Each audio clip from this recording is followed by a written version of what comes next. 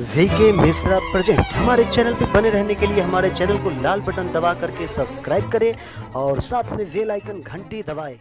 जय श्री राधे कृष्ण। आप सभी का हमारे YouTube चैनल पे बहुत बहुत स्वागत है। यूं ही ज्ञानवर्धक जानकारियाँ प्राप्त करने के लिए हमारे इस चैनल को लाल बटन दबा करके सब्सक्राइब करें, साथ में बेल आइकन घंटी दबाएं ताकि मेरे वीडियो का नोटिफिकेशन आपके पास सबसे पहले पहुंचे। आइए सुनते हैं आज वट सावित्री व्रत की कथा। वट सावित्री व्रत को बरसाइत के नाम से भी जाना जाता है। इस दिन महिलाएं अखंड सौभाग्य की प्राप्ति के लिए, लंबी आयु की प्राप्ति के लिए तथा पुत्र रत्न की प्राप्ति के लिए इस व्रत को करती हैं। जो भी सच्ची श्रद्धा के साथ वट सावित्री का व्रत करती हैं उन्हें अखंड सौभाग्य तथा सभी प्रकार के सुखों की प्राप्ति होती है। वट सावित्री का व्रत हर वर्ष ज्येष्ठ माह के कृष्ण पक्ष की अमावस्या तिथि के दिन वट सावित्री का व्रत किया जाता है। इस दिन महिलाएं 16 श्रृंगार कर वट वृक्ष के नीचे बैठ करके पूरे विधि विधान के साथ वट सावित्री का व्रत करती हैं और कथा श्रवण करती हैं। इस दिन अनेक प्रकार के कम से कम 5 रंगों का फल चढ़ा करके पूजन किया जाता है। इस दिन वट वृक्ष के पत्तों का माला बना करके उस पत्तों को मंगलसूत्र की तरह पहना जाता है, जिससे कि अखंड सौभाग्य की प्राप्ति होती है।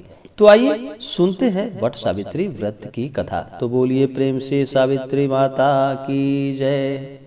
बहुत समय पहले की बात है कि एक समय मध्य देश में अश्वपति नामक परम ज्ञानी राजा राज किया करते थे। उन्होंने संतान की प्राप्ति के लिए अपनी पत्नी के साथ सावित्री देवी का विधि पूर्वक व्रत तथा पूजन किया और पुत्री होने का वर प्राप्त किया। इस पूजा के फल से उनके यहाँ सर्वगुण संपन्न सावित्री का जन्म हुआ। सावित्री जब विवाह योग्य हुई तो राजा ने उसे स्वयं अपना वर चुनने को कहा। अश्वपति ने उसे अपने पति के साथ वर का चुनाव करने के लिए भेज दिया। एक दिन महर्षि नारद जी राजा अश्वपति के यहाँ आए। तभी सावित्री अपने वर का चयन करके लौटी। उसने आदर पूर्वक नारद जी को प्रणाम किया। नारद जी के पूछने पर सावित्री ने कहा, राजा दुमत्सेन जिनका राज्य हर लिया गया है, जो अंधे होकर अपनी पत्नी के साथ वनों में भटक रहे हैं, उनकी एक लौते आज्ञाकारी पुत्र सत्यवान को मैंने अपने पति रूप में वरण किया है। तब नारद जी ने सत्यवान तथा सावित्री के ग्रहों की गणना कर उसके भूत वर्तमान तथा भविष्य को देखकर राजा से कहा कि हे राजन, तुम्हारी कन्या ने निस्संदेह बहुत योग्य वर का चुनाव किया है। सत्यवान गुणी तथा धर्मात्मा है। वह सावित्री के लिए सब प्रकार से योग्य है, परंतु एक भारी दोष है। वह अल्प आयु है और 1 वर्ष के बाद अर्थात जब सावित्री 12 वर्ष की हो जाएगी उसकी मृत्यु हो जाएगी। नारद जी की ऐसी भविष्यवाणी सुनकर राजा ने अपनी पुत्री को कोई अन्य वर खोजने के लिए कहा। इस पर सावित्री ने कहा कि हे पिताजी, आर्य कन्याएं जीवन में एक ही बार अपने पति का चयन करती हैं। मैंने भी सत्यवान को मन से अपना पति स्वीकार कर लिया है। अब चाहे वह अल्प आयु हो या दीर्घायु हो, मैं किसी अन्य को अपने हृदय में स्थान नहीं दे सकती। सावित्री ने आगे कहा कि पिताजी, आर्य कन्याएं अपनी पति एक बार ही चुनती है। राजा एक बार ही आज्ञा देते हैं, पंडित एक बार ही प्रतिज्ञा करते हैं तथा कन्यादान भी एक ही बार किया जाता है। अब चाहे जो हो, सत्यवान मेरा पति होगा। सावित्री के ऐसे दृढ़ वचन को सुनकर राजा अश्वपति ने उसका विवाह सत्यवान से करा दिया। सावित्री ने नारद जी से अपने पति की मृत्यु का समय ज्ञात कर लिया। सावित्री अपने पति और सास ससुर की सेवा करती हुई वन में रहने लगी। समय बीतता चला गया और सावित्री 12 वर्ष की हो गई। नारद जी के वचन उसको दिन प्रतिदिन बहुत दुख दे रहे थे। आखिर जब नारद जी के कथानुसार उसके पति के जीवन के 3 दिन बचे थे, तभी से वह उपवास करने लगी। नारद जी द्वारा कथित निश्चित तिथि पर पितरों का पूजन किया। प्रतिदिन की भांति उस दिन भी सत्यवान लकड़ियां काटने के लिए चला गया, तो सास ससुर से आज्ञा लेकर वह भी उसके साथ वन में चल दी। वन में सत्यवान ने सावित्री को मीठे मीठे फल लाकर दिए और स्वयं एक वृक्ष पर लकड़ियां काटने के लिए चढ़ गया। वृक्ष पर चढ़ते ही सत्यवान के सिर में असहनीय पीड़ा होने लगी। वह वृक्ष से नीचे उतर आया। सावित्री ने उसे पास के एक बड़े वृक्ष के नीचे लिटाकर सिर अपनी गोद में रख लिया। सावित्री का हृदय कांप रहा था।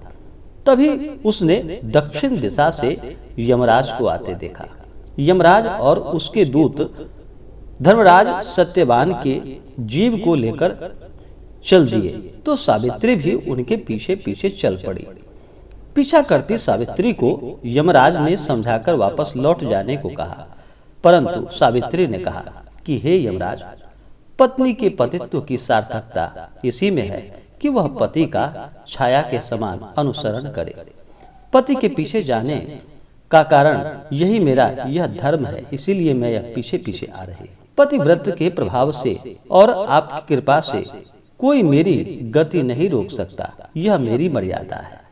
इसके विरुद्ध कुछ भी बोलना आपके लिए भी शोभनीय नहीं है। सावित्री के धर्मयुक्त वचनों से प्रसन्न होकर यमराज ने उससे उसके पति के प्राणों के अतिरिक्त कोई और वरदान मांगने को कहा। सावित्री ने यमराज से अपने सास व ससुर की आंखें की खोई हुई ज्योति तथा दीर्घायु मांग ली। यमराज तथास्तु कहकर आगे बढ़ गए। फिर भी सावित्री ने यमराज का पीछा नहीं छोड़ा। यमराज ने उसे फिर वापस जाने के लिए कहा। इस पर सावित्री ने कहा कि हे धर्मराज, मुझे अपने पति के पीछे चलने में कोई परेशानी नहीं है। पति के बिना नारी जीवन की कोई सार्थकता नहीं है। मैं पति और पत्नी भिन्न भिन्न मार्ग कैसे जा सकते हैं? पति का अनुगमन मेरा कर्तव्य है। यमराज ने सावित्री के पतिव्रत धर्म की निष्ठा देखकर पुनः फिर से वर मांगने के लिए कहा, तो सावित्री ने अपने सास ससुर के खोए हुए राज्य की प्राप्ति तथा 100 भाइयों की बहन होने का वर मांगा। यमराज पुनः तथास्तु कहकर आगे बढ़ गए, परंतु सावित्री अब भी यमराज का पीछा किए ही जा रही थी। यमराज ने फिर से उसे वापस लौट जाने को कहा, किंतु सावित्री अपने प्रण पर अडिग रही। तब यमराज ने कहा कि हे देवी, यदि तुम्हारे मन में अब भी कोई कामना है तो वो कहो, जो मांगोगी वही मिलेगा। इस पर सावित्री ने कहा, यदि आप सच में मुझ पर प्रसन्न हैं और सच्चे हृदय से वरदान देना चाहते हैं तो मुझे 100 पुत्रों की मां बनने का वरदान प्रदान करें। यमराज तथास्तु कहकर आगे बढ़ गए। यमराज ने पीछे मुड़कर देखा और सावित्री से कहा, अब आगे मत बढ़ो, तुम्हें मुंह मांगा वर दे चुका हूं, फिर भी मेरा पीछा क्यों कर रही हो? तो सावित्री बोली कि हे धर्मराज, आपने मुझे 100 पुत्रों की मां होने का वरदान तो दे दिया, पर क्या मैं पति के बिना संतान को जन्म दे सकती हूँ? मुझे मेरा पति वापस मिलना ही चाहिए, तभी मैं आपका वरदान पूरा मानूंगी। सावित्री की धर्मनिष्ठा, पति भक्ति और शुक्तिपूर्ण वचनों को सुनकर यमराज ने सत्यवान के जीव को मुक्त कर दिया। सावित्री को वर देकर यमराज वहां से अंतर्ध्यान हो गए। सावित्री उसी वट वृक्ष के नीचे पहुंची जहां सत्यवान का शरीर पड़ा था। सावित्री ने प्रणाम करके जैसे ही वट वृक्ष की परिक्रमा पूर्ण की, वैसे ही सत्यवान के मृत शरीर जीवित हो उठा। दोनों प्रसन्न होकर घर की ओर चल पड़े। प्रसन्न चित्त सावित्री अपने पति सहित सास ससुर के पास गई। उनकी नेत्र ज्योति वापस लौट आई थी। उनके मंत्री उन्हें खोज चुके थे। धुमसेन ने पुनः अपना राज सिंहासन संभाल लिया। उधर महाराज अश्वसेन 100 पुत्रों के पिता हुए और सावित्री 100 भाइयों की बहन बनी। यमराज के वरदान से सावित्री 100 पुत्रों की मां बनी। इस प्रकार सावित्री ने अपने पतिव्रत का पालन करते हुए अपने पति के कुल एवं पितृकुल दोनों का कल्याण किया। सत्यवान और सावित्री चिरकाल तक राज सुख भोगते रहे और चारों दिशाओं में सावित्री के पतिव्रत धर्म के पालन की कीर्ति गूंज उठी। तो बोलिए प्रेम से सावित्री माता की जय, धर्मराज की जय, यमराज की जय। तो आशा करता हूं कि यह जानकारी आपको अच्छा लगा हो। ऐसे ही ज्ञानवर्धक जानकारियां प्राप्त करने के लिए हमारे इस चैनल को लाल बटन दबा करके सब्सक्राइब करें, साथ में बेल आइकन घंटी दबाएं ताकि मेरे वीडियो का नोटिफिकेशन आपके पास सबसे पहले पहुंचे। वीडियो को लाइक और अपने मित्रों तथा दोस्तों के साथ शेयर करें। सुखी रहें और स्वस्थ रहें। जय श्री राधे कृष्ण। धन्यवाद।